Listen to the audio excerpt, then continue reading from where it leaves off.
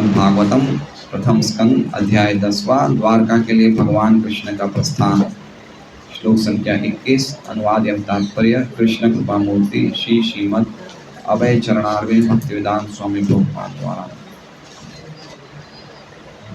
सवै किलायं पुरुष पुरातनो य एक आसीद विशेषात्मनि अग्रे गुणेभ्यो जगदात्मनीश्वरे निमीलितात्मन्निशि सुप्त शक्तिषु।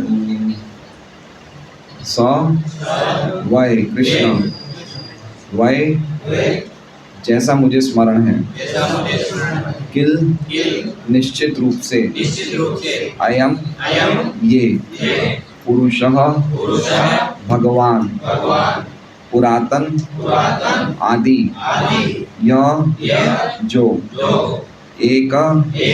एकमात्र आसीत विद्यमान थे अविशेष भौतिक रूप से अव्यक्त आत्मनि स्वयं अग्रे सृष्टि के पूर्व गुणेभ्यः प्रकृति के गुणों का जगदात्मनि परमात्मा में ईश्वरे भगवान में निमिलित लीन आत्मन जीव निशि सुप्त रात्रि में सोया हुआ शक्तिषु शक्तियों का। अनुवाद। वे कहने लगी जैसा हमें निश्चित रूप से स्मरण है यही है वे जो आदि परमेश्वर है। प्रकृति के गुणों की व्यक्त सृष्टि के पूर्व वे ही अकेले विद्यमान थे। चूंकि वे परमेश्वर हैं अतएव सारे जीव उन्हीं में लीन होते हैं, मानो रात्रि में सोए हुए हों और उनकी शक्ति रुक गई हो।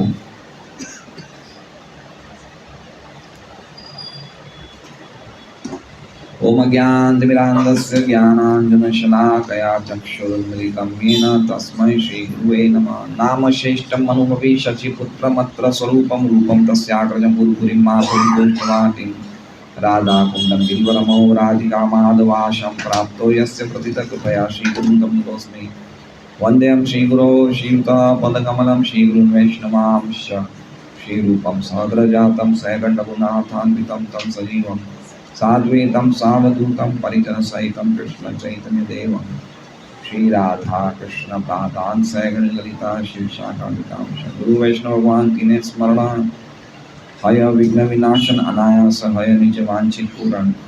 हरे कृष्णा कृष्णा कृष्णा हरे हरे हरे राम राम राम हरे हरे। हरे कृष्णा। तो गुरु नारियों की बातचीत चल रही है आपस में। हमने जैसे कल पढ़ा कि 20 श्लोक संख्या 20 से श्लोक संख्या 30 तक गुरु नारियां भगवान के विषय में चर्चा कर रही है, या दूसरे शब्दों में भगवान की कीर्ति का गायन कर रहे हैं।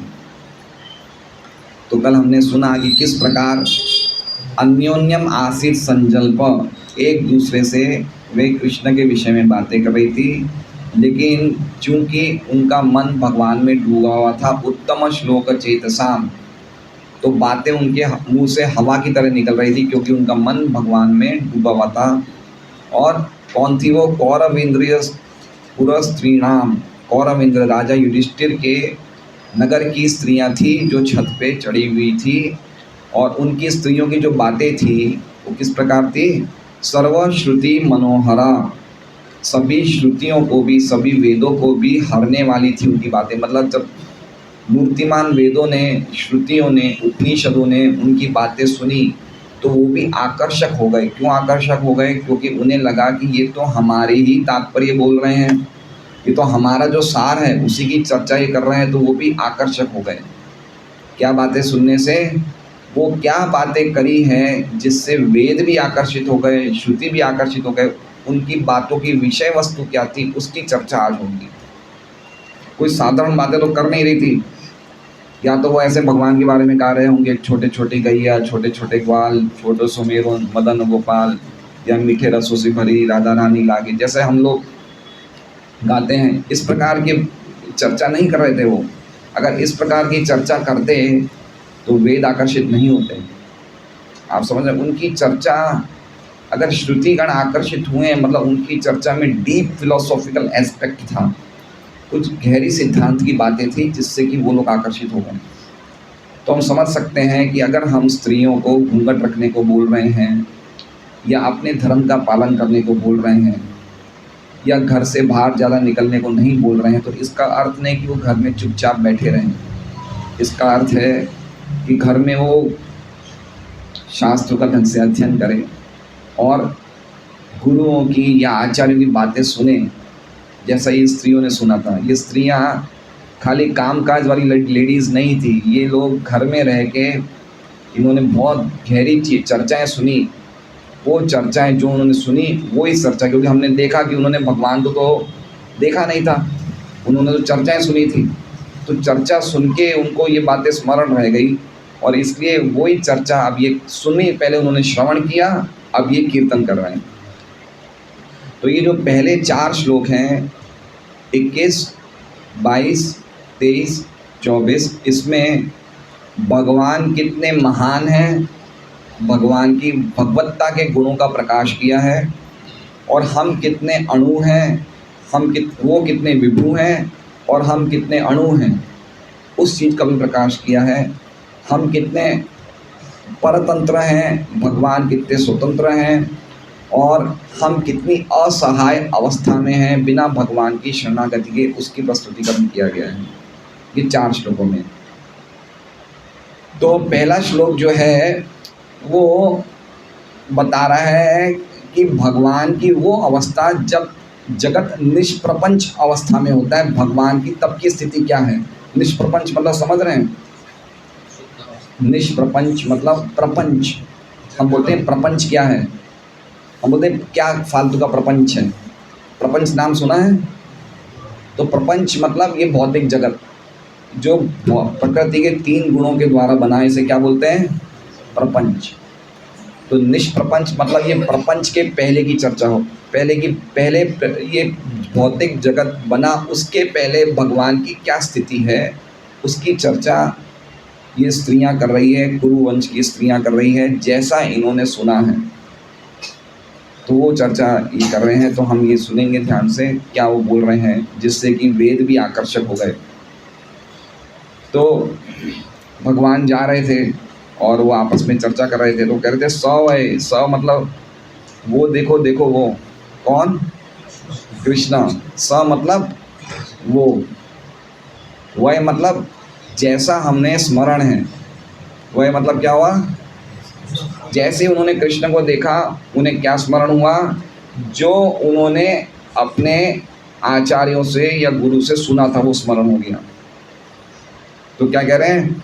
देखो वही तो है ये जिसका हमें स्मरण है।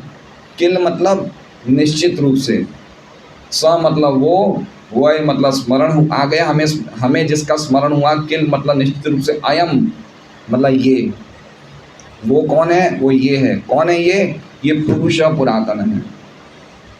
ये पुरुष मतलब परमेश्वर है, परम भोक्ता है। पुरुष के अलग अलग अर्थ हैं, एक परमेश्वर भी है, एक परम भोक्ता भी है जो ओरिजिनल भोक्ता है। हम भी पुरुष हैं लेकिन हम परम पुरुष की कॉपी करते हैं, इनकी क्या कहते हैं, अनुकरण करते हैं, इसलिए हमें भी पुरुष कहा जाता है, लेकिन ओरिजिनल पुरुष तो कृष्ण है। तो ये वही पुरुष है। तो कैसा पुरुष है? तो कह रहे हैं पुरातन, ये बहुत पुराना पुरुष है। पुरातन का एक अर्थ क्या होता है? बहुत पुराना पुरुष है। तो कोई कह सकता तो पुराने तो ब्रह्मा जी भी हैं, शिव जी भी हैं। बोले नहीं, ये उनसे भी पुरातन है, मतलब ये तो आदि हैं। तो पुरातन का अर्थ क्या बताया है? आदि है, मतलब ब्रह्मा और शिव उनसे भी पहले के पुरुष हैं ये। तो बोले कितने हैं ऐसे पुरुष? बहुत सारे हैं। बोले नहीं, एक ही है, एक ही पुरुष है। यह एक, यह मतलब ये, एक मतलब एकमात्र है। तो कहाँ रहते हैं ये? ब्रह्मा शिव भी नहीं थे तो कहाँ, सृष्टि में कौन सी जगह रहते हैं? तो बोले नहीं, सृष्टि के पहले की बात है। तो कह रहे हैं अविशेष। आसीद मतलब रहते हैं, विद्यमान। आसीद का अर्थ क्या बताया? विद्यमान मतलब रहते हैं। कहाँ रहते हैं? तो कह रहे हैं अविशेष। अविशेष मतलब विशेष मतलब ये सृष्टि, और अविशेष मतलब ये सृष्टि के पहले की बातें हैं। ये कुछ हमारे तथाकथित वैज्ञानिक ऐसा बोलते हैं कि इस जगत का कारण सृष्टि है, नेचर, प्रकृति। जो कुछ भी आया कहाँ से आया है? प्रकृति। लेकिन ये कब की बात बता रहे हैं? अविशेष मतलब जब ये सृष्टि प्रकट नहीं हुई थे उसके पहले। तो उसके पहले कहाँ रहते हैं? सृष्टि जब है ही नहीं, ना जमीन है ना आसमान है, तो कृष्ण कहाँ रहते थे? तो कह रहे हैं आत्मनि, अपने निज स्वरूप में या अपने निज धाम में। आत्मनि मतलब स्वयं में, स्वयं मतलब अपने निज स्वरूप में या फिर अपने धाम में। मतलब पॉइंट ये कहने का बताया जा रहा है कि जब ये सृष्टि नहीं होती तब भी भगवान विद्यमान थे अपने धाम में, और अकेले हैं का मतलब ये है कि कोई भी भौतिक व्यक्ति नहीं था या देवी देवता नहीं थे, लेकिन भगवान अपनी आध्यात्मिक शक्तियों के साथ, योग माया शक्तियों के साथ और अपने नित्य पार्षदों के साथ हमेशा विद्यमान रहते हैं। ठीक है, तो ये हो गया कहाँ विद्यमान थे। कहाँ विद्यमान थे? अपने स्वरूप में या अपने धाम में या अपने अंतरंग पार्षदों के साथ विद्यमान थे जब ये सृष्टि प्रकट नहीं हुई थी। तो ऐसा कब हुआ था? कोई पूछ सकते हैं चलो कहाँ हो गया, वो तो हमें समझ गए भगवान अपने धाम में, लेकिन ये कब की बात कह रहे हो भाई? तो कह रहे हैं अग्रे गुणेभ्यो। अग्रे, अग्रे मतलब पहले। अग्रे का अर्थ क्या है? सृष्टि के पूर्व। अग्रे मतलब सृष्टि के पूर्व। गुणेभ्यो, प्रकृति के गुणों, जब प्रकृति के गुण प्रकट नहीं हुए थे उसके पहले की बात है।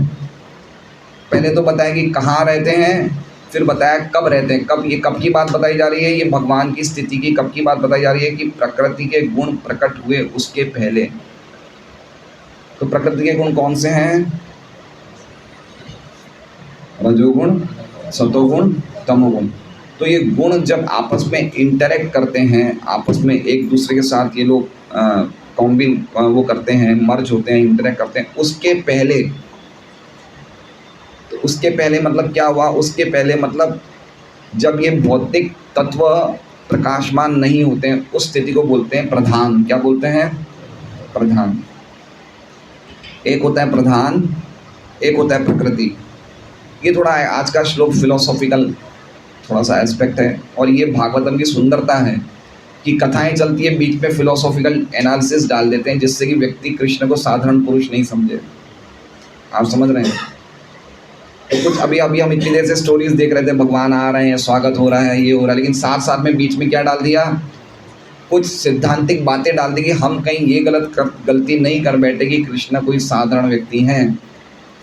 इसलिए ये कॉम्बिनेशन हमेशा रहेगा, फिलोसॉफी स्टोरी, फिलोसॉफी स्टोरी। अब कुछ फिलोसॉफी होगी, बातें होगी, फिर वापस थोड़ी स्टोरी शुरू हो जाएगी। तो अग्रे गुणेभ्यो मतलब गुण प्रकट नहीं हुए, भौतिक तत्वों का समूह को बोलते हैं महत तत्व। क्या बोलते हैं? महत तत्व। और महत तत्व क्या है? ये प्रधान की प्रकट होने वाली स्थिति। और प्रधान क्या है? जब हर एक चीज़, कोई भी चीज़ प्रकट नहीं होती है तो भगवान क्या करते हैं? ये प्रधान पे दृष्टि डालते हैं। क्या डालते हैं? प्रधान पे दृष्टि डालते हैं अपनी काल शक्ति के साथ। तो क्या होगी? वो प्रधान दृष्टि डालने से वो विचलित हो जाता है, और विचलित होने से उसमें से प्रकृति के 3 गुण निकल आते हैं। ठीक है, तो जो भगवान की दृष्टि है ना, वो भगवान शिव है। क्या है वो? शिव है, जो प्रकृति के साथ संग करते हैं। क्योंकि डायरेक्ट भगवान माया शक्ति या दुर्गा शक्ति के साथ कोई भी तरह का अटैचमेंट या कनेक्शन नहीं रखते हैं। इसलिए भगवान जो दृष्टि डाल रहे हैं वो दृष्टि क्या है? वो भगवान शिव है। वो माया का संग करके प्रकृति के 3 गुण इंटरेक्शन करना शुरू कर देते हैं। समझ रहे हैं? जैसे मान लीजिए कि हम देखते हैं ये फ्लाईओवर पे सुबह 7 बजे बसों का, ट्रकों का आना जाना शुरू हो जाता है। तो कब शुरू होता है? जब सुबह 7 बजते हैं तो उन बसों का, ट्रकों का बोलना, आवाज़ करना, आना जाना का कारण क्या है? क्या कारण है? सुबह 7 बजे। तो काल काल जब प्रकट होता है तो काल के कारण वो ऐसा करते हैं। तो उसी प्रकार से भगवान जब अपनी दृष्टि से देखते हैं तो ही भौतिक गुण आपस में एक दूसरे के साथ लड़ाई करते हैं। जैसे कहते हैं ना कि रजोगुण तमोगुण के ऊपर जीतने की प्रयास करेगा, तमोगुण सतोगुण के ऊपर, सतोगुण रजोगुण के ऊपर। तो आपस में इंटरेक्शन कब शुरू हो जाता है? जब भगवान देखते हैं प्रकृति पे, प्रधान पे देखते तो प्रधान क्या बन जाती है? प्रकृति बन जाती है। थोड़ा हार्ड है एक तरह से। आज का श्लोक आपकी बुद्धि पे एक तरह का टॉर्चर होगा, थोड़ा सा हार्ड है, लेकिन अगर कोई वास्तव में समझना चाहेगा तो व्यक्ति विनम्र बन जाएगा आज का श्लोक सुन के, जो कि उसे पता चलेगा कि वो कितनी, उसकी स्थिति कितनी ज़्यादा शुद्र स्थिति। तो इस प्रकार प्रकृति पे शोक करते हैं और प्रकृति के गुण जो है काम करना शुरू कर देते हैं। तो ये जो कब की बात कर रहे हैं, ये स्त्रियां भगवान की कौन सी स्थिति की बात कर रही हैं? जब ये प्रकृति इंटरेक्ट होना शुरू नहीं हुई थी, उसके पहले की बात है। तब हम लोग कहाँ थे? तो कह रहे हैं जगत आत्मनीश्वरे, जगत आत्मा, जगत के आत्मा यानी कि परमात्मा, या ईश्वर यानी कि परमेश्वर। हम लोग सब कहाँ थे उस टाइम? हम लोग नहीं थे क्या? तो कह रहे हैं निमिलित आत्मनि, निमिलित आत्मनि मतलब हम सब उनके अंदर लीन थे। क्या शब्द का अर्थ पता है? निमिलित मतलब लीन थे मतलब हम भगवान के शरीर के अंदर प्रवेश किए हुए थे, लीन थे। लीन का मतलब ये नहीं कि हमारा अस्तित्व खत्म हो गया है। तो कोई कह सकता है लीन का अर्थ, तो बहुत लोग कहते हैं कि लीन होना चाहते हैं हम परमात्मा में लीन होना चाहते हैं, या हम भगवान में लीन होना चाहते हैं। तो लीन का अर्थ कैसे बता रहे हैं? लीन का मतलब ये नहीं समझा जाए तो आगे कह रहे हैं निशि शुक्त। निशि शुक्त मतलब जैसे रात को कोई व्यक्ति सोता है तो इसका मतलब नहीं, सोने का मतलब ये नहीं कि वो ख़त्म हो गया, वो सुबह वापस उड़ जाता है। तो उसी प्रकार से लीन का अर्थ हो गया कि जब प्रलय हो जाता है तो सभी जीवात्मा भगवान के शरीर में प्रवेश कर जाते हैं, और जब वापस सृष्टि होती है तो सभी वो जीवात्मा जो सो रहे थे, जो लीन हो गए थे, वापस बाहर निकल जाते हैं। तो इसलिए कह रहे हैं निशि शुक्ता शक्तिषु, शक्तियों का मतलब हमारी जो भी शक्तियां हैं उस टाइम सस्पेंड हो जाती है, मतलब काम करना बंद कर देती। जैसे रात के टाइम पे हम सोते हैं तो हमें कोई होश नहीं रहता है, हम कहाँ हैं, हम क्या कर रहे थे। गहरी नींद आती तो हमें होश रहता है, कुछ नहीं रहता। लेकिन सुबह उठते ही क्या होता है?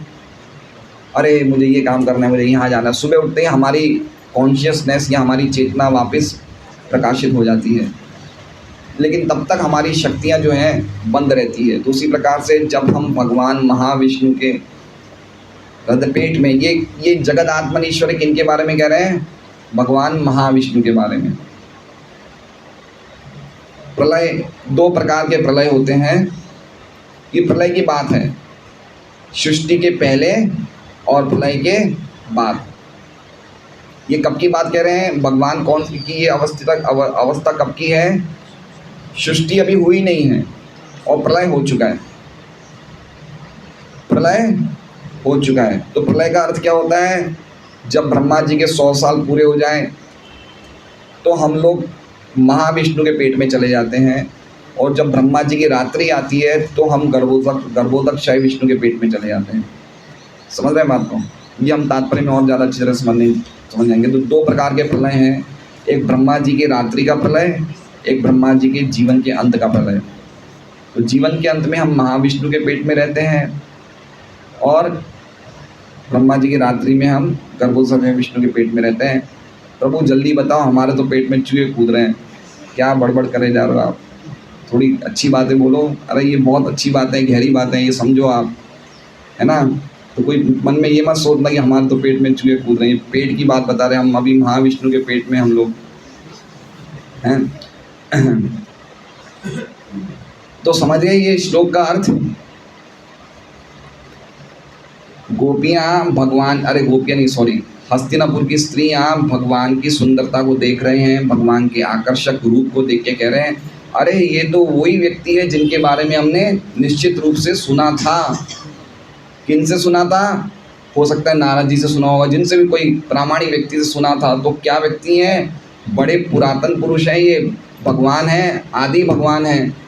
उस टाइम ब्रह्मा शिव कोई नहीं थे, तब के पुराना अरे सृष्टि भी नहीं थी। ब्रह्मा शिव की बात तो अलग है, सृष्टि भी तब क्रिएट नहीं थी। उसके टाइम के ये व्यक्ति हैं, ये तब अपने धाम में ही रहते हैं। समझ रहे हैं आप? सृष्टि, भगवान सृष्टि में नहीं रहते। भगवान का अस्तित्व इस भौतिक सृष्टि पे आश्रित नहीं है। आप समझ रहे हैं बात को? मान लीजिए कि एक पुलिस कमिश्नर है, वो ऑफिस पे नहीं आया आज काम पे, तो इसका मतलब नहीं वो कुछ नहीं कर रहा है, वो घर पे अपने पत्नी बच्चों के साथ खेल रहा है। तो उसी प्रकार से ऐसा मत समझना कि भगवान का सृष्टि से संबंधित कार्य है। जब सृष्टि का कार्य नहीं होता तो भगवान अपने धाम में भक्तों के साथ लीला विलास तो उनका चालू रहता ही है। तो ये बता रहे हैं कि जब सृष्टि नहीं थी, भगवान अपने निज स्वरूप में स्थित थे, अपने धाम में स्थित थे। और कब की बात है? जब प्रलय हो चुका है, जब सभी जीव भगवान के पेट में सो रहे हैं, तब की बात है। नई सृष्टि नहीं हुई है, अभी तक गुण प्रकट नहीं हुए हैं, प्रकृति प्रकट नहीं हुई है, नई सृष्टि नहीं हुई है। प्रलय है, अभी प्रलय काल चल रहा है। प्रलय काल में ये भगवान की स्थिति क्या है वो बताई जा रही है। समझ गए? पूछूंगा बाद में, ये अभी पूछ लूँ हैं? अभी पूछ लीजिए। चलिए, कौन बताएगा? गुरुवंश की नारियां बोल रही हैं, ये वो भगवान है जिनके बारे में हमने सुना है, जो कि सृष्टि के पहले भी भगवान थे, आदि पुरुष हैं, ईश्वर हैं, और अपने आप में लीन रहते हैं। नहीं, लीन नहीं रहते हैं, लीन नहीं रहते हैं। हम लोग उनमें लीन रहते हैं। हाँ। जीव उनमें लीन रहता है। जैसे उदाहरण बताया कि रात्रि में सोए हुए सवेरे सोते हैं। अगर हम श्लोक को देखेंगे ना तो बहुत अच्छी तरह बता पाएंगे कि वही आदि पुरुष है जो सृष्टि के प्रकट होने के पहले अपने निज स्वरूप में स्थित थे। निज स्वरूप मतलब अपने धाम में, अपने आप में, अपने धाम में स्थित थे। कब की बात है? जब गुण प्रकट नहीं हुए थे। सृष्टि के प्रकट, अग्रे मतलब सृष्टि के पूर्व, अग्रे मतलब सृष्टि के पहले भी कुछ था। एक बहुत पुराना एक कोई सीरियल आता था, उसमें ऐसा, मुझे नहीं पता, ऐसा आता था, है ना? सृष्टि के पहले की बात है। तो हम लोग कहाँ थे? तो कह रहे हैं जगत आत्मनि ईश्वरे निमिल आत्मनि। हम जगत के आत्मा परमात्मा में या परमेश्वर में हम सब लीन थे। ठीक है? कैसे लीन थे? लीन मतलब हमारा अस्तित्व खत्म नहीं हुआ। हम जैसे एक व्यक्ति रात को सोता है, हम ऐसे भगवान के पेट के अंदर सो गए और सुबह वापस होते हम उठ गए।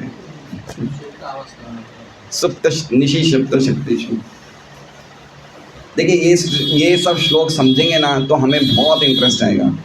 और मैं आशा करता हूँ कि इतनी जल्दी हमें समझने में थोड़ी मुश्किल हो सकती है, लेकिन हम हरे कृष्ण महामंत्र का अच्छी तरह जप करेंगे और अच्छी तरह हम लोग बुक्स को पढ़ेंगे तो ही हम समझ सकते हैं ये सब चर्चाओं को। लेकिन बहुत इंपॉर्टेंट चर्चा, ये चर्चाएं बिना समझे हम ढंग से हम भक्ति में प्रवृत्त नहीं हो सकते हैं। तो अब हम श्रीधर स्वामी की टीका पढ़ रहे हैं और श्रीधर स्वामी खुल के लिख रहे हैं, इसमें बहुत बड़ी टीका है, लेकिन मैं थोड़ा सा प्रयास करूँगा समझाने का। उस समय भगवान के तेज सौंदर्य से सखियाँ बड़ी विस्मित हुई। मतलब सखियाँ भी थी, स्त्रियाँ भी थी, कुरुवंश की नारियाँ भी थी और उनकी सखियाँ भी थी। तो सखियाँ भगवान के सौंदर्य को देख के, सखियाँ मतलब हो सकता है उनकी मेड सर्वेंट होगी, जैसे होते हैं ना भाई, उनके साथ सहेलियाँ घूम रही हैं। तो नारियाँ तो राजघराने की नारियाँ थी, उनके साथ सहेलियाँ भी घूम रही थी। तो सहेलियाँ भगवान के सौंदर्य को देख के, अरे इतने सुंदर। तो फिर नारियाँ क्या बोल रही है? अरे सखियों, ये सुंदरता में आश्चर्य मत करो, ये तो वही पुरुष है। क्या कह रहे हैं? अरे सखियों, ये वही पुरुष है जिसके बारे में हमने निश्चित रूप से सुना है, ये आदि भगवान हैं। और ये अकेले थे, सृष्टि के पूर्व थे। उस टाइम ना तो ब्रह्मा थे, ना शिव थे, और ना ही सृष्टि प्रकट हुई थी, सृष्टि नहीं थी उस टाइम। तो हम लोग कहाँ थे? कह रहे अपने लोग तो सब लोग भगवान के पेट में थे, प्रलय का काल था। ये तब की बातें हैं। आप समझे? अब थोड़ा समझे? ऐसे बार बार सुनेंगे तो समझेंगे। तो ऐसे आपस में ये बातें कर रहे हैं। तो इस प्रकार भगवान के साक्षात ईश्वर के बारे में स्व वै इति से 4 श्लोक कहे जा रहे हैं। कितने श्लोक कहे जा रहे हैं? 4 श्लोक। अब आगे कह रहे हैं वय, वय मतलब स्मरण आ रहा है व्यास जी के मुख से निकली हुई बात। मतलब उन्होंने किससे सुना? मतलब हो सकता है इतने बड़े राजघराने की स्त्रियां हैं, कुरुवंश मतलब कोई सामान्य वंश नहीं है। तो कुरुवंश में बड़े बड़े ऋषिगण आते थे, तो वेद व्यास जी भी आए होंगे। वेद व्यास जी ने बोला होगा कि भाई समझ रहे हो आप लोग, इस टाइम कृष्णा का अवतार हुआ है, कृष्णा क्या है, कृष्णा है। तो उन्होंने सुन लिया होगा बात। भाई बड़े बड़े राजाओं के यहाँ तो वेद व्यास जी, नारद जी ये सब आते थे, 4 कुमार आते थे, तो व्यास जी आए होंगे, उनके मुख से श्रवण कर लिया उन्होंने। किल का मतलब ये बात प्रसिद्ध है, ये बात किल का मतलब ये बात निश्चित है। तो कहाँ रहते हैं? कह रहे हैं अविशेष आत्मनि निष्प्रपंच, निष्प्रपंच सत्वादि गुण विशेष रहित। मतलब सत्व रजो तमो गुण के बिना की जो प्रकृति है उसके पहले अपने स्वरूप में रहते हैं। कब रहते हैं? तो कह रहे हैं गुणों का शोभ हुआ उससे पहले, गुणों का शोभ हुआ। शोभ मतलब समझ रहे हैं? एजिटेट हो जाना है। जैसे हमने देखा कि भगवान राम वहाँ जा रहे थे, लंका जा रहे थे, तो समुद्र देवता आए नहीं। तो समुद्र पे भगवान राम ने जरा थोड़ी सी गहरी आगे गुस्से में आगे करी, तो क्या हुआ? समुद्र के अंदर जो भी पशु थे वो क्या हो गए? शोभ हो गए, एजिटेट हो गए, हिल डुलने लग गए, है ना, हिलने लग गए, डुलने लग गए, मतलब परेशान हो गए। तो जब भगवान ने प्रकृति पे शोभ किया उससे पहले की बात है ये। कब की बात है? तो कह रहे हैं निशी, प्रलय काल में। निशी मतलब ब्रह्मा की रात में। निशी का एक अर्थ क्या होता है? ब्रह्मा की रात में या प्रलय में। ब्रह्मा की रात कब होती है? ब्रह्मा के 12 दिन के 12 घंटों के बाद। उस टाइम क्या होता है ब्रह्मा की रात में? ब्रह्मा जी सोने चले जाते हैं। और कहाँ जाते हैं सोने के लिए? गर्भोदकशाही विष्णु के पेट में। और गर्भोदकशाही विष्णु से उस टाइम शिक्षाएं लेते हैं कि सुबह के टाइम मुझे सृष्टि कैसे करनी है। याद है ये हमने नारद जी के उसमें अध्याय में सुना था कि भगवान ने जब सांस खींची तो ब्रह्मा जी और नारद जी दोनों प्रवेश कर गए। याद आ रहा है कुछ बचपन के दिन? हाँ, कैसे सांस खींचते भगवान? ऐसे करते तो सब ब्रह्मांडों का नाश हो जाता है। जैसे हम वो करते ना, क्या बोलते से, कपालभाति क्या बोलते हैं, तो भगवान का एक कपालभाति पूरे ब्रह्मांड को हिला देता है।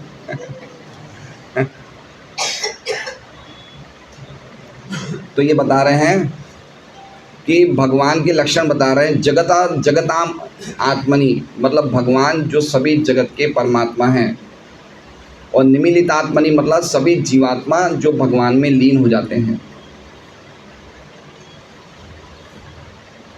सुप्तासु शक्तिषु सतीषु, शक्तियाँ का लय हो जाता है। अब ये देखिए शक्तिषु सुप्तासु का अर्थ क्या होता है कि जब हम भगवान के पेट में होते हैं तो हमारा नाश नहीं हो जाता है, हमारी जो उपाधियाँ हैं उनका नाश हो जाता है। उपाधियाँ मतलब समझ रहे हैं? जैसे मान लीजिए कि मैं गट्टानी हूँ, मैं स्वामी हूँ, ये जो उपाधियाँ ना इनका नाश हो जाता है, लेकिन हमारा नाश, लय किसका होता है? शरीर से संबंधित चीज़ों का लय हो जाता है, लेकिन आत्मा का नाश कभी नहीं होता। इसलिए लीन होने से कोई फ़ायदा नहीं है। लीन होने से कभी भी हमें ज्ञान प्रकट नहीं होगा, है ना, या ना ही हम मुक्त हो जाएंगे। जो बोलते हैं कि भाई मैं आत्महत्या कर रहा हूँ या मैं अपने अस्तित्व को ख़त्म करना चाहता हूँ, उससे कोई सॉल्यूशन होने वाला नहीं है, क्योंकि अज्ञानता मिटने वाली नहीं है खाली लीन होने से। क्योंकि अगर हम करोड़ों साल तक लीन रहें भगवान महाविष्णु या गर्भोदकशाही विष्णु के पेट में, तो हमारी अज्ञानता मिटेगी नहीं, अज्ञानता ऐसी की ऐसी ही रहेगी। उसके लिए तो हमें प्रयास करना ही पड़ेगा। इसलिए मैं कह रहा हूँ ज्ञान का प्रचार करना, ग्रंथों का प्रचार करना कितना ज़रूरी है। कोई भी व्यक्ति ऐसा नहीं सोचे कि मैं मृत्यु को प्राप्त हो जाऊँगा, मेरे झंझट खत्म हो जाएंगे। नहीं खत्म होंगे, आपका पोजीशन वो का वही रहेगा। अज्ञानता वैसी की वैसी बनी रहेगी जब तक आप ज्ञान प्राप्त नहीं करोगे, जब तक आप साधु संग नहीं प्राप्त करोगे। इसलिए लय का मतलब बता रहे हैं कि जो उनकी उपाधियाँ थी उनका लय होता है, लेकिन जीव का लय नहीं होता है। जीव ऐसा का ऐसा करोड़ों साल तक सोता है। कितने सालों तक? करोड़ों साल तक सोता है। तो ये बहुत लंबी टीका है, मुझे खुद को कुछ शब्द तो समझ में नहीं आ रहे, संस्कृत में है, इसलिए मैं यहीं पे विश्राम देता हूँ और विश्वनाथ चक्रवर्ती ठाकुर की टीका देते हैं। पहला और दूसरा स्कंद इसलिए महाराज बोलते हैं कि दीक्षा लेने से पहले 2 स्कंद अच्छी तरह पढ़ लो, क्योंकि दोनों बहुत ही फिलोसॉफिकल है, first and second canto. First canto से भी ज़्यादा सेकंड कैंटो है, जिसमें चतुश्लोकी भागवतम है, बहुत ही फिलोसॉफिकल मीनिंग्स हैं। तो हमें समझना चाहिए कि 2 स्कंद पढ़ना बहुत ज़रूरी है। 2 स्कंद भगवान के चरण कमल हैं। हाँ, अब कह रहे हैं, अब देखिए विश्वनाथ चक्रवर्ती ठाकुर क्या कह रहे हैं कि सबसे पहले इस श्लोक में भगवान कुरुवंश की नारियां शांत रति में बातें कर रहे हैं। कौन सी रति में? 5 रतियां होती है ना, शांत, दास्य, सख्य, वात्सल्य, माधुर्य। तो शांत रति में क्या होता है, भक्त भगवान की महानता से प्रभावित हो जाता है, सेवा नहीं करता है, भगवान के ऐश्वर्य से भक्त प्रभावित हो। सेवा में, एक्टिव सेवा में कब लगता है? जब वो दास्य रति में आता है। लेकिन वो यही देखता है, अरे कृष्ण कितने महान है, कितने महान है भगवान। तो ये शांत रति के लक्षण हैं। तो कुरु नारियों ने सबसे पहले भगवान के बारे में शांत रति में कहा, और उन्हें कहा कि वो तो आदि पुरुष हैं और बिना अभी उनका विस्तार हुआ नहीं है, इसलिए कह रहे हैं अविशेष। उनका विस्तार मतलब समझ रहे हैं, अभी तक उनसे भौतिक जगत निकला नहीं है, इसलिए कह रहे हैं अविशेष। और अविशेष का दूसरा अर्थ ये भी है कि उनकी तुलना किसी से भी नहीं हो सकती, क्योंकि सृष्टि के पहले वो ही थे और कोई नहीं था।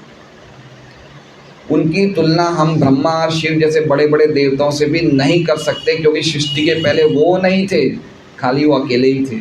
इसलिए अविशेष का ये भी हो गया कि वो अतुलनीय हैं, असमर्ध्व हैं।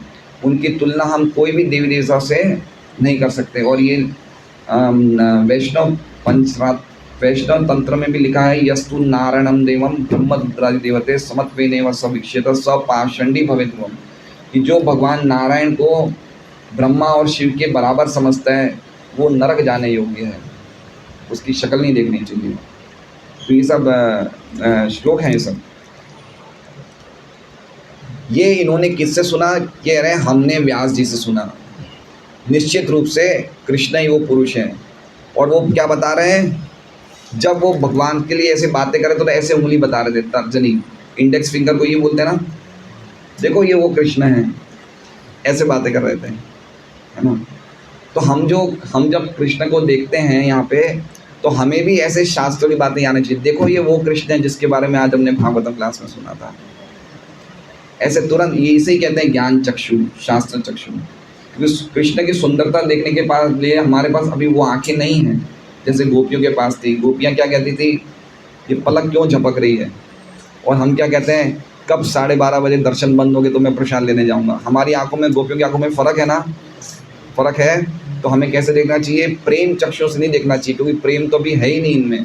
हमें ज्ञान चक्षु से देखना चाहिए कि देखो वही कृष्ण है जिसके बारे में मैंने भागवतम क्लास में सुना। ये आदि पुरुष हैं, ये एकमात्र एक ही थे और कोई नहीं था। ऐसे आप सुन के नाम लेंगे या जप करेंगे या ऐसा स्मरण करके, तो आपको बहुत, और यही सुनेंगे, यही बोलेंगे, अरे ये तो वही कृष्ण है जिस भागवतम क्लास में मैं झपकी ले रहा था, तो वही कृष्ण है।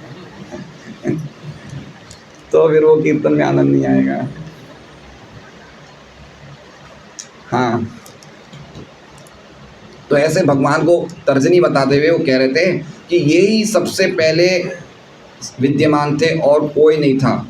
और उस टाइम गुणों का कोई प्रकार का डिस्टर्बेंस भी नहीं था। और उस टाइम प्रलय काल था, निशी सभी जीव भगवान में मर्ज को क्या बोलते, लीन हो गए थे परमेश्वर में, जो प्रकृति की आत्मा है, जगद आत्मनि। अब ये देखिए आगे क्या लिख रहे हैं, प्रलय के समय पे प्रलय खत्म नहीं हुआ। देखिए क्या लिख रहे हैं, प्रलय के काल में प्रलय पूर्ण नहीं होता है, क्योंकि जीवों का अज्ञानता का प्रलय नहीं हुआ है।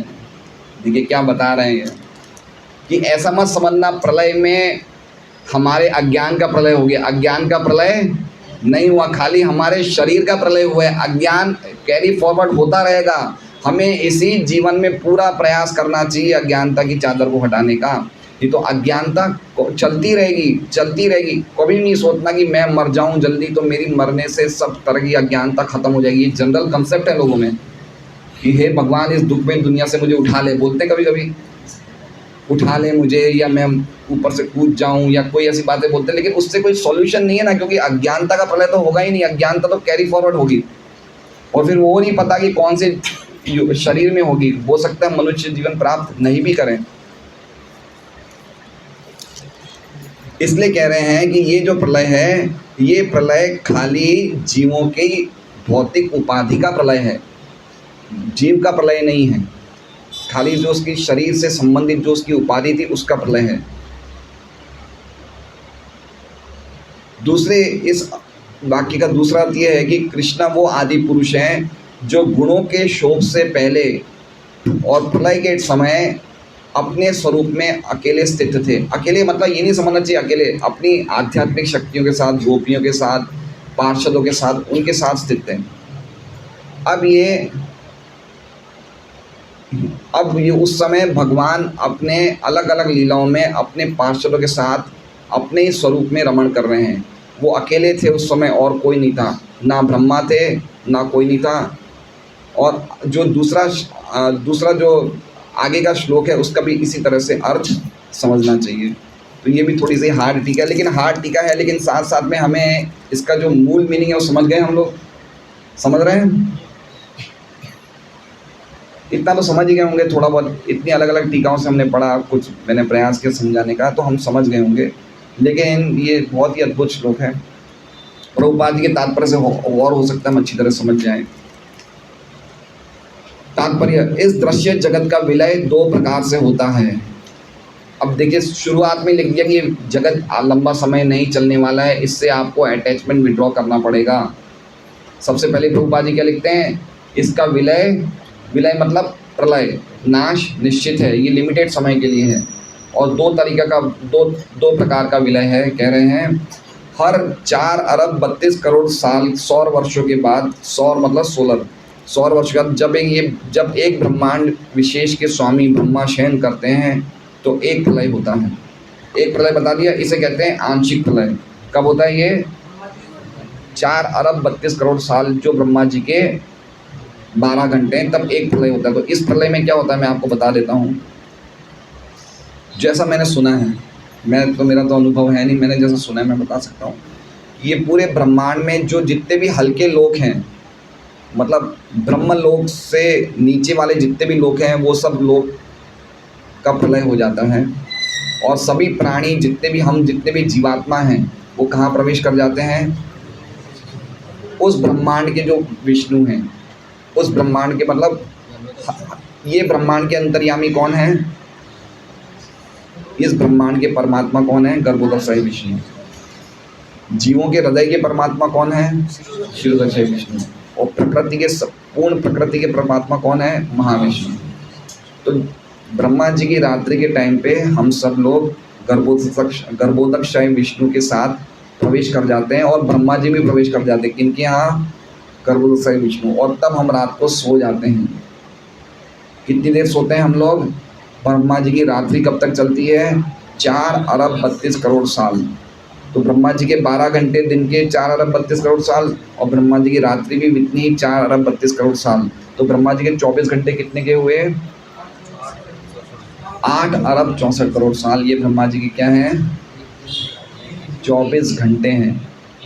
और इस प्रकार ब्रह्मा जी के 100 साल होते हैं। तो आगे लिखा है, ब्रह्मा की 100 वर्ष की आयु के अंत में हमारी गणना के अनुसार 8 अरब 64 करोड़ मतलब 24 घंटे इंटू 30 मतलब 1 महीना हुआ, इंटू 12 मतलब 1 साल हुआ, इंटू 100 मतलब 100 साल हुए।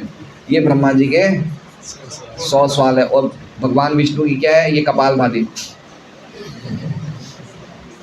इसे कपालभाति बोलते हैं, क्या बोलते हैं? भस्त्रिका क्या बोलते हैं? नहीं, चलिए हम लोग वो सब बातें नहीं कर रहे हैं। लेकिन मैं कह रहा हूँ कि ये ब्रह्मा जी एक बार सांस छोड़ते हैं, भगवान विष्णु एक बार सांस छोड़ते हैं तो ब्रह्मा जी की आयु खत्म हो जाती है।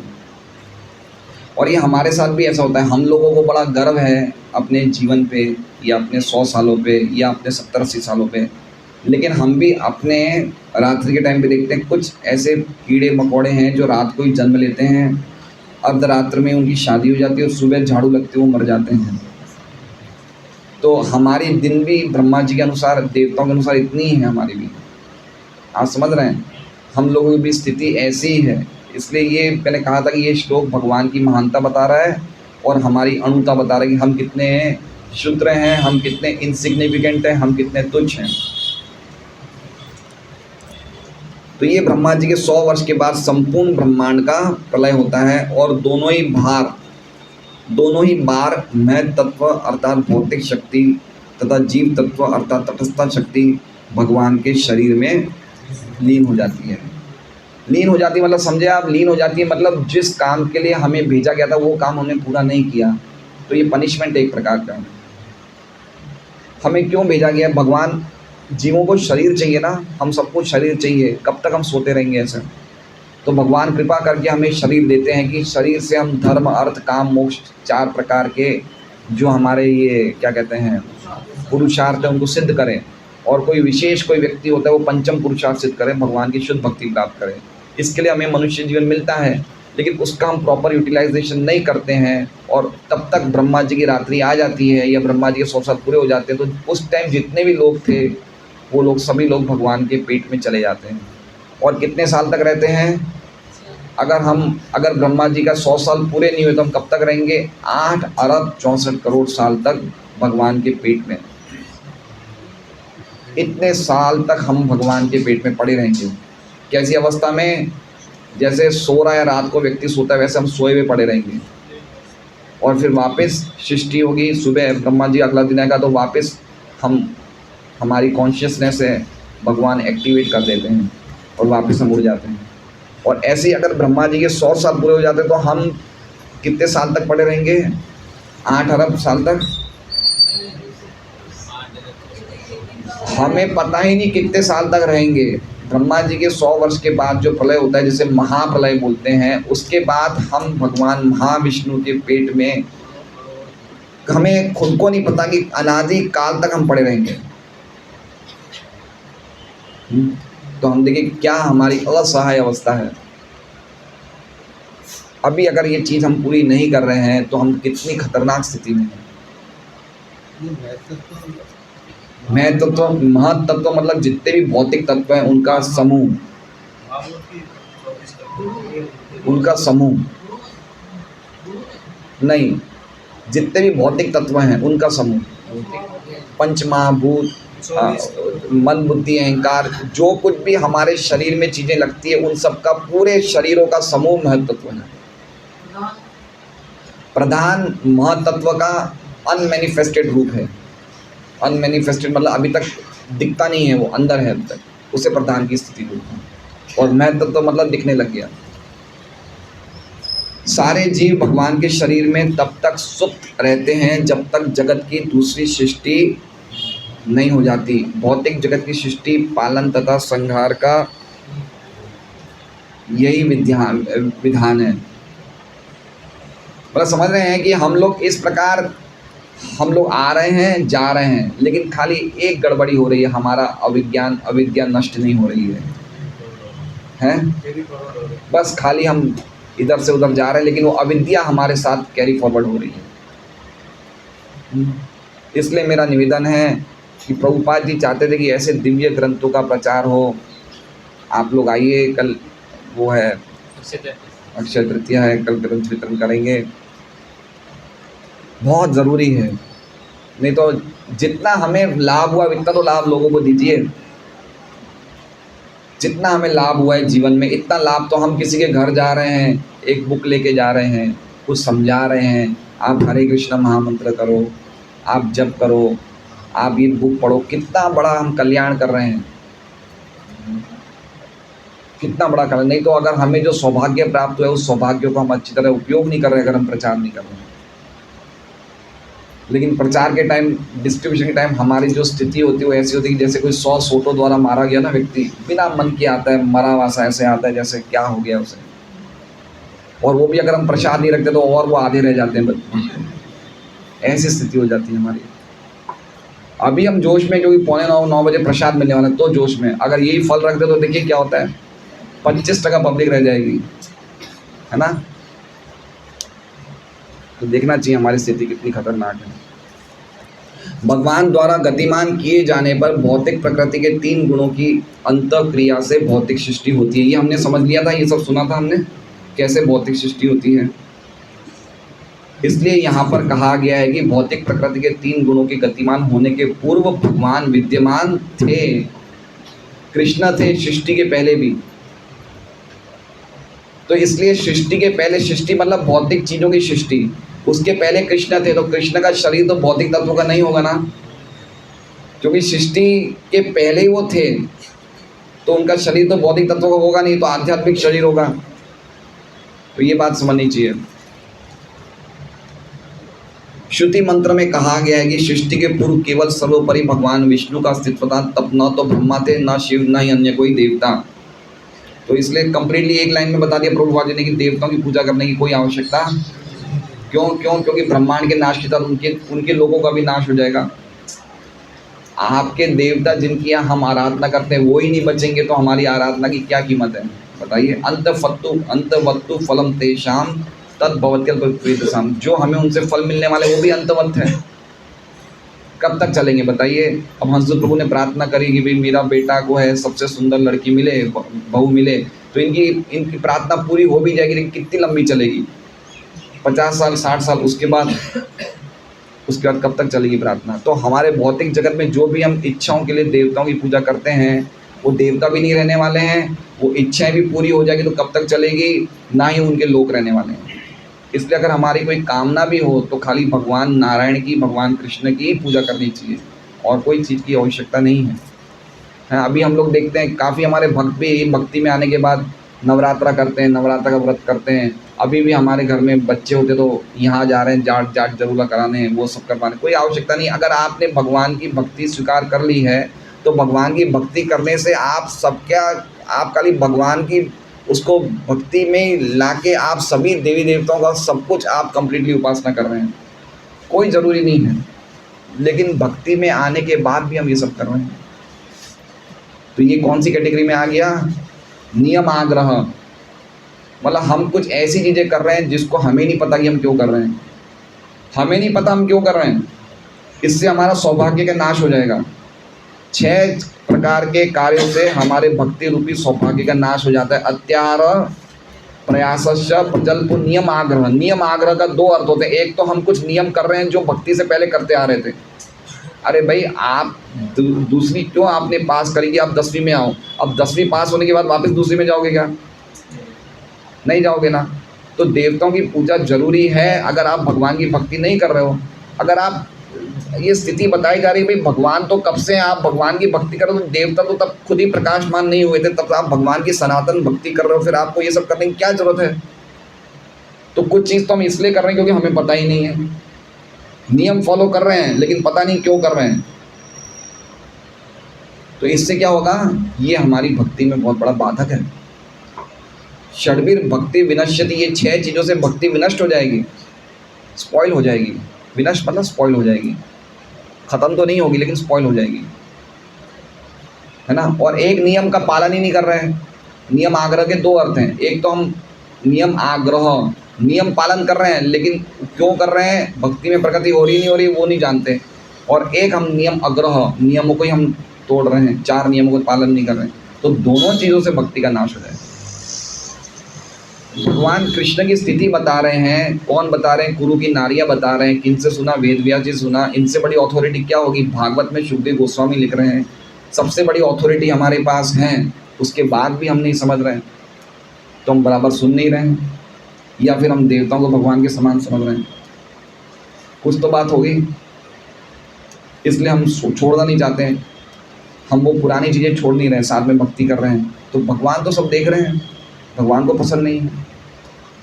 इसलिए भक्ति में आने के बाद हमें हर एक कार्य करने से पहले समझना चाहिए कि ये मेरे कार्य करने से क्या हमारे गुरु, क्या भगवान प्रसन्न है, क्या प्रभुपाद जी प्रसन्न है। ये मेडिटेशन है, बहुत अच्छा। ये क्या है, ये मेडिटेशन है। हमें सोचना चाहिए कि मैं ये कार्य कर रहा हूँ तो इससे मेरे गुरु भगवान ये प्रसन्न है नहीं है। तो ये हम खाली इस बात पे कर रहे हैं। तब ना तो ब्रह्मा थे, ना शिव थे, ना ही कोई अन्य देवता। विष्णु का अर्थ है महाविष्णु, जो कारणाव समुद्र में लेटे हुए हैं। उनकी श्वास से सारे ब्रह्मांड बीज रूप में उत्पन्न होते हैं और धीरे धीरे प्रत्येक ब्रह्मांड के भीतर असंख्य ग्रहों का विराट रूप विकसित होता है। मतलब समझ रहे हैं, जैसे भगवान विष्णु के रोम कूपों से वो निकल रहे हैं, क्या निकल रहे हैं, ब्रह्मांड। तो पहले ब्रह्मांड पूरे नहीं निकलते, कैसे निकलते? सीड फॉर्म में, बीज रूप में। फिर धीरे धीरे धीरे धीरे धीरे, एक फोटो है भागवतम में है, पहले छोटी छोटी बॉल्स होती फिर बड़े बड़े बड़े हो जाते हैं। तो ऐसे पहले बीज रूप में प्रकट होते हैं और धीरे धीरे धीरे साइज बड़ा हो जाता है। कैसे बताया? जैसे बरगद का पेड़ का बीज कितना छोटा होता है, लेकिन उससे उसी बीज में कितना एक पूरा बरगद का पेड़ है। तो उसी प्रकार एक बीज है ब्रह्मांड का, उसमें पूरा ब्रह्मांड है। देख रहे हैं आप भगवान की महानता, देख रहे हैं कैसे कार्य हो रहे हैं। कोई व्यक्ति कर सकता है ऐसे कार्य?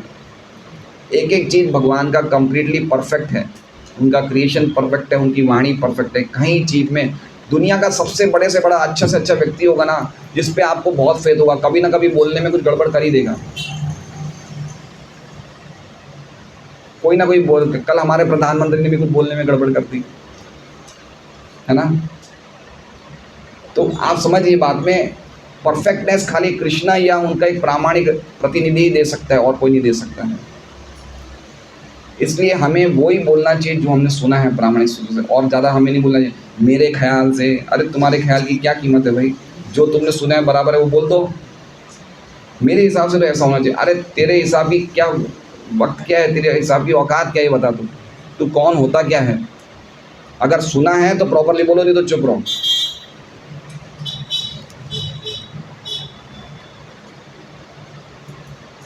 ब्रह्मांड के बीज उसी तरह विशाल आकार ग्रहण करते हैं जिस प्रकार एक वटवृक्ष के बीजों से असंख्य वटवृक्ष विकसित हो जाते हैं। ये महाविष्णु भगवान कृष्ण के पूर्ण अंश हैं, जिनका उल्लेख ब्रह्म संहिता में इस प्रकार हुआ है। पूर्ण अंश मतलब स्वांश, मतलब महाविष्णु और कृष्ण जो है कृष्ण के स्वांश हैं, मतलब शक्ति में कृष्ण के बराबर ही हैं। हम लोग विभिन्न अंश हैं, हम लोग पूर्ण अंश नहीं हैं। हम लोग अंश की थोड़ी बहुत हमारे में वो है, लेकिन विभिन्न अंश हैं। लेकिन भगवान महाविष्णु स्वांश है। मैं उन आदि भगवान गोविंद को सादर नमस्कार करता हूँ, जिनके पूर्ण अंश महाविष्णु हैं। ब्रह्मांडों के अगुआ सारे ब्रह्मा उनके दिव्य शरीर के रोमकूपों से उत्पन्न ब्रह्मांडों के पश्चात उतने ही समय तक जीवित रहते हैं जितने में भगवान श्वास छोड़ते हैं। इस प्रकार गोविंद अर्थात भगवान कृष्ण महाविष्णु के भी कारण स्वरूप हैं। स्त्रियों ने ये वैदिक सत्य किसी प्रामाणिक स्तोत्र से सुन रखा होगा, तभी वे इसके विषय में बातें कर रही थी। किनसे सुना था? हमने श्रीधर स्वामी और विश्वनाथ गिरी ठाकुर की टीका में पढ़ा, वेद व्यास से सुना था। देखिए, इसलिए स्त्रियां अपने मन की बातें नहीं कर रही थी, जो उन्होंने सुना है वही बात कर रही थी ना। ये बहुत ज़रूरी है। दिव्य विषयों के सही सही ज्ञान पाने का एकमात्र साधन होता है कोई प्रामाणिक स्तोत्र। इसका कोई विकल्प नहीं है, और कोई इसका ऑल्टरनेटिव नहीं कि हमें ज्ञान और कोई व्यक्ति से प्राप्त हो जाए। जो एक उसका बोनाफाइड अथॉरिटी है उससे प्राप्त हो सकता है। महाविष्णु के शरीर में जीवों का प्रवेश ब्रह्मा के 100 वर्ष बाद स्वतः हो जाता है, लेकिन इसका ये अर्थ नहीं कि व्यक्तिगत जीव अपनी सत्ता, ठीक है, ये भी चर्चा करेंगे, उसकी पहचान नहीं खोती है। लीन होने का मतलब है वो 100 सालों तक या अनादि समय तक वो सोया रहता है, उसकी पहचान रहती है, वो सनातन है, वो आध्यात्मिक तत्व वस्तु है, वो कभी भी ख़त्म नहीं होगा। कौन ख़त्म नहीं होगा? हम कभी भी ख़त्म नहीं होंगे, हमारी सत्ता कभी भी समाप्त नहीं होगी। अगर हम लीन भी होना चाहेंगे भगवान में, जैसा कि निर्विशेषवादी लीन होते हैं, ब्रह्म में लीन हो जाते हैं, लीन होने के बावजूद हमारी सत्ता रहेगी। हम लीन रहेंगे भगवान में। भगवान कहते लीन होना चाहते हो जाओ मेरे में लीन।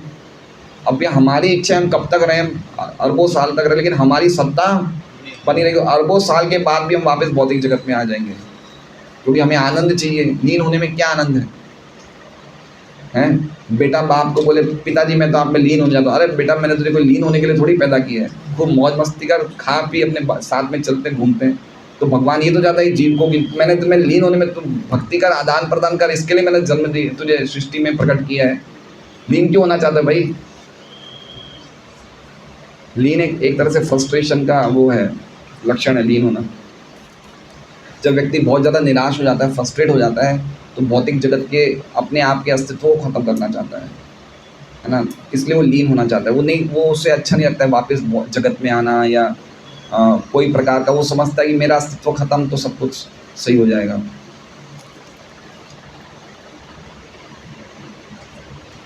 सत्ता तो बनी ही रहती है, और जो ही भगवान की परम इच्छा से दूसरी सृष्टि होती है तो सारे सुप्त निष्क्रिय जीवों को छोड़ दिया जाता है, जिससे वे अपने पूर्व जीवन के विभिन्न कार्य क्षेत्रों के अनुसार अपने कार्य को आगे। ये सुप्तोत्थित न्याय अर्थात निद्रा से जागकर पुनः अपने कर्म में लग जाना कहलाता है। रात्रि में जब मनुष्य सोता है तब वो भूल जाता है कि वो कौन है, इसका क्या कर्तव्य है, और वो जगते समय की सारी बातें भूल जाता है।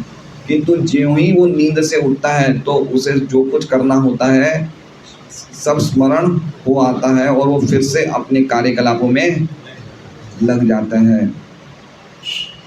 सारे जीव भी प्रलय के समय महाविष्णु के शरीर में लीन रहते हैं, किंतु ज्यों ही दूसरी सृष्टि होती है वे उठकर अपना अधूरा काम पूरा करने लगते हैं। अब देखिए एक बात समझिए, मान लीजिए नंद किशोर है, इसको हम उदाहरण के रूप से समझने का प्रयास करते हैं। नंद किशोर है, ब्रह्मा जी के 100 वर्ष पूरे हो गए, प्रलय हो गया, नंद किशोर कहाँ चला गया? महाविष्णु के पेट में चला गया, अरबों सालों तक लेटा हुआ है वहाँ पे। अब जब नंद किशोर ने जब जिस टाइम पे वो महाविष्णु के पेट में गया, या कि जिस टाइम पे इसने शरीर छोड़ के गया, तो उस टाइम उसकी क्या चेतना थी? उसकी चेतना अगर ये थी कि मुझे अपने परिवार का अच्छी तरह पालन पोषण करना है, खाना पीना सोना अच्छी तरह मुझे करना है, इसी चेतना में वो महाविष्णु के पेट में एंटर कर जाता है। अरबों साल के बाद जब वापस भगवान प्रकृति पे दृष्टिपात करते हैं और प्रकृति एजिटेट हो जाती है, तो सभी जीवों को अपने अपने शरीर मिलने शुरू हो जाते हैं। तब हर एक जीवात्मा का इंडिविजुअल कंसिडरेशन होता है कि भाई इसकी आखिरी विनाश के टाइम पे क्या चेतना थी। तो मान लीजिए कि नंद किशोर का टाइम आता है, क्या कॉन्शियसनेस थी इसको? तो बस अपने खाने पीने की ध्यान था, तो फिर इसे मनुष्य शरीर क्यों दिया जाए? ये तो जानवर भी कर सकता है अच्छी तरह, और मोस्ट प्रोबेबली जानवर के शरीर में ज़्यादा अच्छी तरह कर पाएगा, है ना। इसको जो खाने पीने की व्यवस्था है वो जानवर के शरीर में ज़्यादा अच्छा है, तो इसको इसकी चेतना का डिग्रेडेशन हो जाएगा। इसे जो पिछले प्रलय के पहले मनुष्य शरीर मिलेगा वो क्या मिलेगा? अब इसे पशु का, क्योंकि भगवान चाहते हैं कि ये व्यक्ति खुश रहे। भगवान की क्या इच्छा है? भगवान मंगलकारी है, भगवान सबका मंगल चाहते हैं। तो भगवान देख रहे हैं कि भाई इस व्यक्ति ने जीवन भर अपने आप को उघाड़ा रखा, ये कपड़ों से भी अपने शरीर को नहीं ढक रहा है, तो इसको कपड़ों की आवश्यकता नहीं है, तो फिर मैं मनुष्य शरीर क्यों दूँ इसे? पेड़ का शरीर क्यों नहीं दूँ? ये भगवान का पनिशमेंट नहीं है, भगवान की कृपा है ये। अगर कोई बहुत ज़्यादा पाप करता है जीव, तो भगवान देखते हैं कि भाई कैसे ये व्यक्ति पाप करना बंद कर दे, और पाप बंद करना तभी पॉसिबल है जब उसे पशु का शरीर मिलेगा। तो उसे क्या शरीर दे देते हैं? बेटा तूने बहुत पाप किए हैं, अब तू पशु का शरीर ले ले, तो अगर तुझे वापस मनुष्य के शरीर दूंगा तो तू पाप तेरे वापस। तो ये भगवान की कृपा है, मनुष्य शरीर अरे पशु शरीर मिलना। लेकिन ये अब हमें समझना चाहिए हमें कहाँ जाना है, ठीक है। और जैसे ही इसको मान लीजिए नंद किशोर को पशु का शरीर दिया, मान लीजिए जैसे मुर्गा का शरीर दिया, तो बस उठते ही कुकड़ू को ये सब भूल जाएगा कि मैं राधे श्याम पार्क में रहता था, मेरे माँ बाप दीक्षित थे, मेरी पत्नी मेरे से इतना प्रेम करती थी या क्या करती थी पता नहीं। देखा ये क्या स्टाइल है भगवान की सृष्टि का। आपकी चेतना क्या थी? चेतना शरीर के संबंधित थी, या उस चेतना में आपने थोड़ी, अब मान लीजिए वो गया, वो ऐसे ही कंसिडरेशन, मान लीजिए हम भक्त हैं, हम लोगों ने भक्ति करी, लेकिन हमारी भक्ति तीव्र नहीं है। हम भक्ति भी कर रहे हैं लेकिन साथ साथ में कुछ सुख सुविधाएं भी चाहिए, धर्म का पालन कर रहे हैं लेकिन भक्ति तीव्र नहीं है, तो अब हमारा कहाँ टाइम आता है? इसकी चेतना में कुछ इच्छाएं हैं, इन्हें देवताओं का शरीर मिलना चाहिए। क्या मिलना चाहिए? देवताओं। अब देवताओं के शरीर में समस्या और ज़्यादा बढ़ जाएगी, पशु के शरीर से भी और ज़्यादा बढ़ जाएगी, क्योंकि देवताओं का मतलब और इतने लंबे टाइम तक हमें सुख सुविधाओं को भोग करने में बाध्य होना पड़ेगा। देवताओं के जीवन में इतने ज़्यादा सुख भोग हैं कि वो लोग उन सुख भोग को भोगते भोगते कंटाल जाते हैं। हाँ समझ रहे हैं? तो इसलिए अल्टीमेटली समझना चाहिए कि कैसे ना कैसे हमें इस इन महाविष्णु या गर्भोदक विष्णु के पेट से कभी भी जाने का प्रयास नहीं करना चाहिए। एक बार चले गए या माँ के गर्भ में भी जाने का प्रयास नहीं करना चाहिए, है ना। गर्भ में गए, चाहे महाविष्णु हो, चाहे गर्भोदक्षय विष्णु हो, चाहे हमारी माता का गर्भ हो, गर्भ में तो प्रॉब्लम है ही है, क्योंकि हमारी अज्ञानता इतने टाइम तक खाली सो जाती है और वापस उठते ही वापस अज्ञानता चालू हो जाती है ना। तो अभक्त होते हैं सुबह उठते ही क्या करते हैं, कहाँ है बैठी, कहाँ है पेपर, और भक्त होते क्या करते हैं, कहाँ है मंगल आरती, कहाँ है जपमाला, है ना। तो ये अज्ञानता और ज्ञानता में दोनों सुबह उठ रहे हैं। एक उठते ही क्या याद करता है, कहाँ है पेपर, कहाँ है पेपर, और एक उठते ही क्या याद करता है, कहाँ है मेरा जप करना है, जप करना है।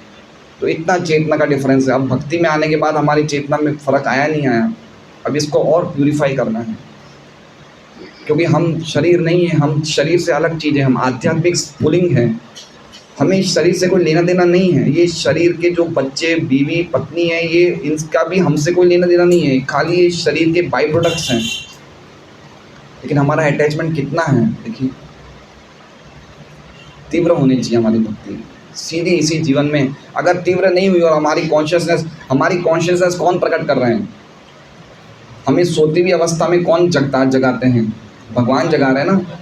तो हमें कोई भी चेतना दे सकते हैं। एक्टिवेट चेतना को कौन कर रहा है, कौन एक्टिवेट कर रहा है, भगवान एक्टिवेट कर रहे हैं। तो हमारी चेतना कोई भी हो सकती है।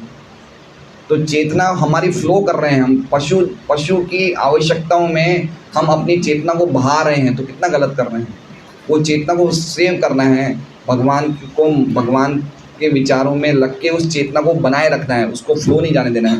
वो एग्जाम्पल देते हैं शास्त्र में, जैसे पानी का मटका है, उसमें अगर चू रहा है तो पानी क्या हो रहा है, रीस रहा है। इसी प्रकार से हम लोग भक्ति कर रहे हैं, लेकिन हमारी भोग वासना की इच्छा है, तो वो क्या हो रहा है, वो चेतना रीस हो रही है, दुरुपयोग हो रहा है चेतना का। इसकी पुष्टि भगवद गीता के 8.18 से 20 में भी अद्भुत है। बहुत सुंदर 3 श्लोक हैं भगवद गीता में। रात्र्यागमे अवश्य पार्थ प्रभवत्य रागमे भूत ग्राम सेवाय भूतवा भूत प्रियते। रात्रि में कि ब्रह्मा जी के दिन पे सब लोग जन्म लेते हैं, ब्रह्मा जी की रात में सब लोग मर जाते हैं। ये 3 श्लोकों में बहुत सुंदर चर्चा करी है गीता जी के। सृजनात्मक शक्ति के सक्रिय अवस्था में आने के पूर्व भगवान का अस्तित्व था। भगवान भौतिक शक्ति से उत्पन्न नहीं हुए और ना ही हम भौतिक शक्ति से उत्पन्न हुए। हम भी भौतिक शक्ति से उत्पन्न, कोई पति पत्नी के संपर्क से जीवात्मा पैदा नहीं होता है। उसकी जो स्पिरिचुअल सब्सटेंस रहता है वो भगवान से प्रकट होती है। वो जीवात्मा पति पत्नी के उससे नहीं पैदा होता है जीवात्मा, वो तो खाली शरीर प्रदान करते हैं। जो स्पिरिचुअल सब्सटेंस है वो अलग ही चीज़ है। हमारा कोई शरीर से लेन देन नहीं है, हम चीज़ ही अलग है। हमारा लक्षण क्या, कॉन्शियसनेस, चेतना।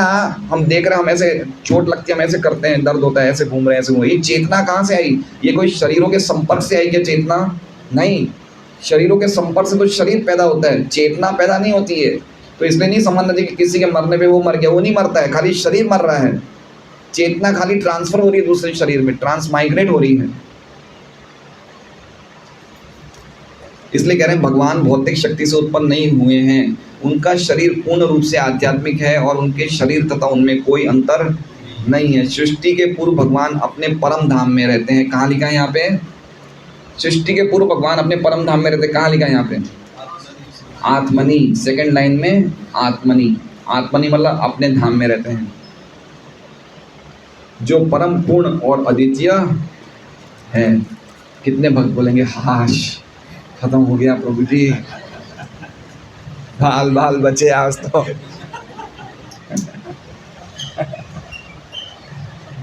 लेकिन वंडरफुल श्लोका था ये। हरे कृष्ण। एक सेकंड, हाँ बोलिए।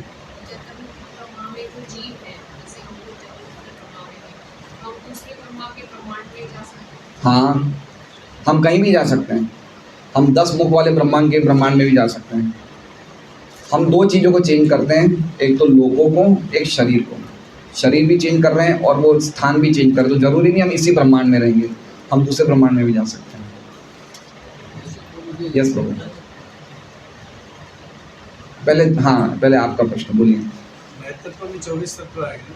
हाँ, महत्व मतलब 24 तत्वों का समूह। 24 तत्वों का समूह। 24 तत्व पता है ना आपको? 5 कर्मेंद्रियाँ, 5 ज्ञानेंद्रियाँ, 1 मन, 11, 5 पंच महाभूत, 11 5 16 और 5 हो गए तन्मात्र, इंद्रिय विषय, रूप रंग गंध वो सब, 21 और मन, बुद्धि और भौतिक चेतना। नहीं, मन नहीं, बुद्धि, अहंकार और भौतिक चेतना।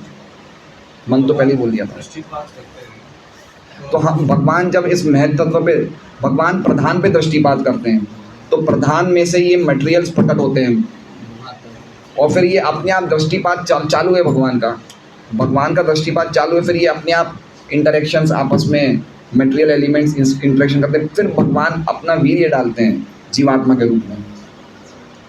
इसमें जीवात्मा नहीं है, जीवात्मा बाद में आते हैं। दृष्टिपात से जीवात्मा नहीं होता। नहीं, दृष्टिपात से जीवात्मा नहीं होते हैं। दृष्टिपात से जीवात्मा होते हैं, लेकिन 2 प्रकार के दृष्टिपात है। एक दृष्टिपात तो भगवान प्रकृति के तत्वों का, भौतिक तत्वों को पैदा कर रहे हैं और फिर उसके बाद उनके अंदर जीवात्मा को गर्भित कर रहे हैं हम लोगों को, वो भी दृष्टिपात से कर रहे हैं। दृष्टि से जीवात्मा गर्भित होते हैं। भगवान अपने शरीर से कोई भी कार्य गर्भ धारण कर सकते हैं, तो भगवान अपनी आंखों से गर्भाधान करते हैं। हाँ, अब आपका प्रश्न है धर्म अवसर प्रभु। मुझे ये बताया कि सृष्टि के प्रलय के बाद शिव जी भी नहीं रहते और शिव जी सृष्टि के प्रलय के बाद, वो भी समाज आते हैं। हाँ, लेकिन सदाशिव लोग हैं जहाँ पे शिव जी विराजमान हैं, सदाशिव लोग कारण सदाशिव जो है भगवान वो महाविष्णु हैं। सदाशिव जो हैं वो सदाशिव विष्णु तत्व हैं। वो ये भौतिक जगत में जो शिव हैं वो शिव नहीं है, वो विष्णु तत्व नहीं है। लेकिन सदाशिव जो हैं वो विष्णु तत्व हैं। तो वो सदाशिव जो होते हैं वो तो विष्णु तत्व है, वो तो रहेंगे ही। लेकिन पॉइंट ये है कि वो भगवान विष्णु तत्व को भी इस भौतिक जगत की सृष्टि के लिए ही प्रकट करते हैं, लेकिन ओरिजिनली तो कृष्णा थे। समझ रहे बात को? जैसे भगवान विष्णु महाविष्णु हैं, वो भी क्यों प्रकट किया भगवान ने? इस भौतिक जगत का निर्माण करना तो इसलिए किया ना। लेकिन भगवान के खुद के निज धाम में तो उस टाइम महाविष्णु भी उस टाइम प्रकट नहीं हुए थे। प्रकट मतलब वो तो उनका ही एक वही है, लेकिन उनका वो रूप उस टाइम नहीं था। महाविष्णु का रूप जिसमें सब ब्रह्मांड निकल रहे हैं, तो उस ब्रह्मांड को निकालना वो तो भगवान के धाम का काम नहीं है। वो तो भगवान की अलग ही लीला विलास हो रही है।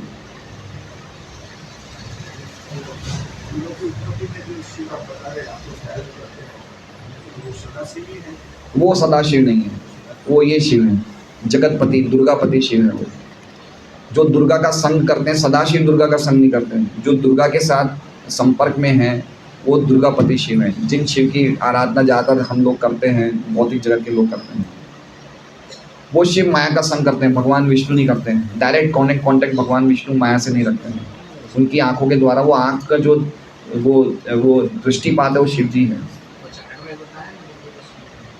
हैं? हाँ, वो चार्ट में लिखा है, सब फोटोज हैं। और भी माता जी का कोई प्रश्न था? जैसे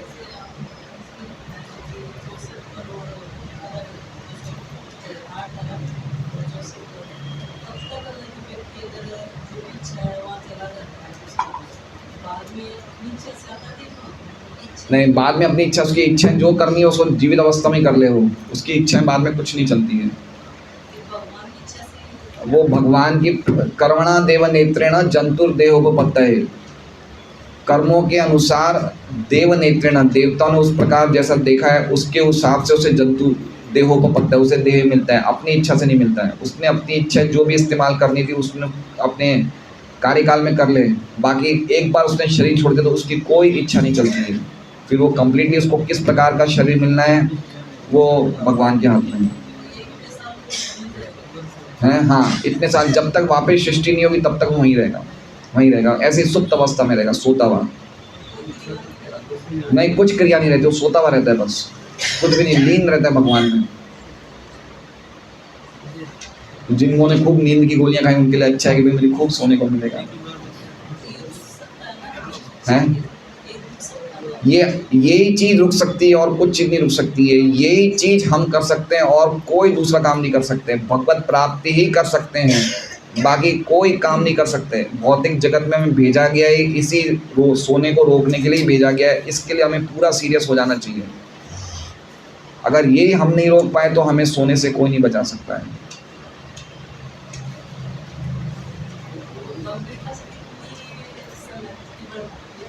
प्रभुपाद जी कहते हैं, प्रभुपाद जी कह रहे हैं 16 माला 4 नियम, बस यही गंभीरता है, लेकिन निरपराध। और 1 घंटे में प्रभुपाद जी कहते हैं सुबह 4:30 से 9 मॉर्निंग प्रोग्राम और शाम को 1.5 घंटा। तो 4.5 घंटे सुबह के, 1.5 घंटे शाम के। आप शाम को नहीं दे तो सुबह दे दो। कैसे ना कैसे दिन में 6 घंटा भगवान की साधना करना आवश्यक है, अगर हमें वापस कोई भी गर्भ में जाना से अगर बचना है तो। और साथ साथ में हमें खुद भी सीरियस होना पड़ेगा, चीज़ों को ढंग से समझना पड़ेगा, प्रामाणिक गुरु के मार्गदर्शन में रहना पड़ेगा। ये अच्छा है इससे कि करोड़ों साल हम सोएं, उससे अच्छा ये अच्छा है कि 30-40 साल इतनी मेहनत कर लें। और अगर वैसे मेहनत नहीं करेंगे तो ऐसे भी तो मेहनत चालू ही है। जाएं मेट्रो में जाएं, बसों में जाएं, नौकरी में जाएं, मेहनत तो वैसे भी चालू ही है। अब मेहनत कैसी करनी है, हमें स्पिरिचुअल पोटेंसी को रखने की मेहनत करनी है, मटेरियल पोटेंसी को रखने की मेहनत करनी है, ये हमारी इच्छा है। Ultimately everything depends on our desire. हम क्या चाहते हैं, भगवान हमारी इच्छा में कोई भी प्रकार का हस्तक्षेप नहीं करेंगे। बोले राधे जब तो जैसे कि आंशिक प्रलय होता है तो सभी गर्भोदक साई विष्णु के पेट में चले जाते हैं। तो महाप्रलय होता है, अभी जो ब्रह्मांड रहते हैं, जैसे कि अभी गर्भोदक साई का अलग अलग एक ब्रह्मांड जैसे है, तो वो ब्रह्मांड की वो भी सब चले जाते हैं। वो सब ब्रह्मांड महाविष्णु के पेट में चले जाते हैं। तो गर्भोदक साई विष्णु, गर्भोदक साई विष्णु का उस टाइम कोई आवश्यकता नहीं रहती है। वो तो महाविष्णु का तो एक हिस्सा है, वो तो महाविष्णु का एक रूप है ना। वो तो लेकिन वो भी मतलब वो क्यों जाएंगे उनके पेट में? उनके पेट में जाने की क्या जरूरत है? वो तो महाविष्णु ही है, महाविष्णु के रूप में वो मिल जाएंगे। पेट में क्यों जाएंगे वो? उनको पेट में जाने की क्या जरूरत है? उनका गर्भोदक साई विष्णु तो खाली एक ब्रह्मांड के हिसाब, ब्रह्मांड के स्वामी हैं वो। जब ब्रह्मांड नहीं रहा तो उनकी आवश्यकता नहीं है। जैसे मेले में पुलिस की स्टॉल लगाई जाती है, जब मेला खत्म हो गया पुलिस की स्टॉल मेन पुलिस स्टेशन से मिक्स हो गई। हाँ,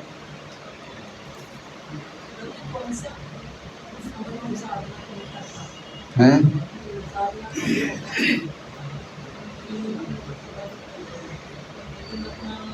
देखिए मेन बात क्या है, साधना कम हो रही है ज़्यादा हो रही है वो इम्पोर्टेंट पॉइंट नहीं। मृत्यु के टाइम पे आपकी चेतना क्या है, आप समझ रहे हैं? इम्पोर्टेंट पॉइंट वो है, डिसाइडिंग फैक्टर वो है कि मृत्यु के टाइम पे आपकी चेतना क्या है। सब कुछ चेतना पे डिपेंड होता है कि आपकी चेतना तो प्योर शुद्ध होनी चाहिए, तो उसमें कितनी परसेंटेज मिक्सिंग बची है, मिश्रण कितना बचा है, मिश्रण कम्प्लीटली निकाल दिया नहीं निकाल दिया, थोड़ा बहुत मिश्रण बचा है, उसके ऊपर से। तो प्रभुपाद जी कहते हैं अगर हमारी एक भी डिज़ायर बचेगी, एक डिज़ायर, खाली एक ही डिज़ायर होगी बस, तो भी हमें वापस आना पड़ेगा।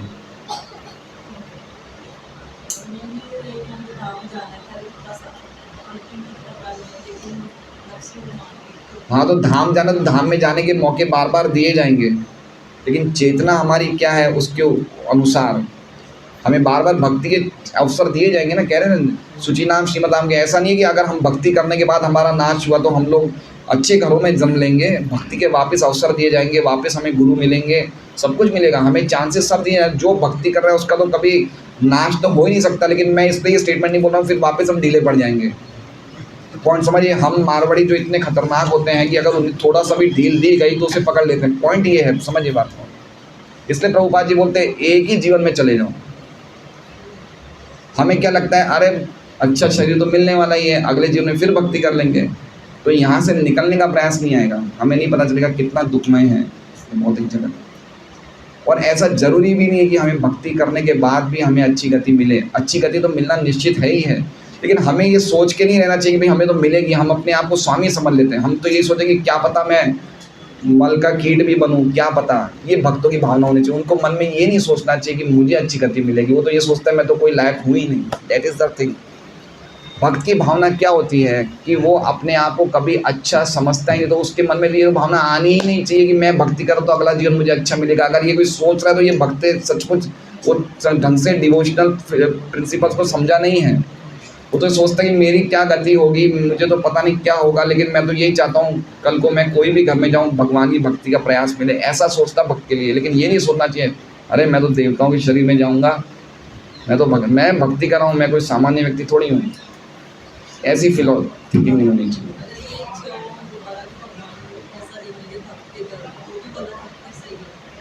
भक्त के घर में जन्म देगा, लेकिन माता जी 9 महीना तो मैं माँ के घर में रहना पड़ेगा ना, कष्ट तो आएंगे ना, डीपीएस स्कूल में एडमिशन के लिए लाइन में लगना पड़ेगा ना, वो सब तो आएगा ही आएगा, उसको कैसे रोक सकते हैं। और कलयुग तो आगे और ज़्यादा घंघोर होने वाला है, समझिए क्या क्या होने वाला है।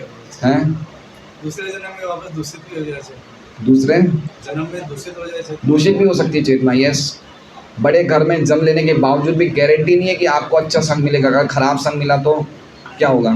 इसलिए प्रभुपाद जी कहते हैं आजकल बड़े घरों में क्या हो रहा है, सब संस्कार खत्म हो रहे हैं, लुप्त हो रहे हैं। तो बड़े घर में जन्म लेने के बाद फिर क्या होगा फ़ायदा। ज़रूरी नहीं अगर हमारा संग खराब हुआ तो हमारी चेतना फिर दूषित हो सकती है। इसलिए भलाई तो इसमें कि अभी हम लोग प्रसाद ले लें। आज ये सोच रहे होंगे वज्रनेश्वर आज कहाँ से मैं आ गई, अच्छा था मैं घर पे ही थी। हरे कृष्ण।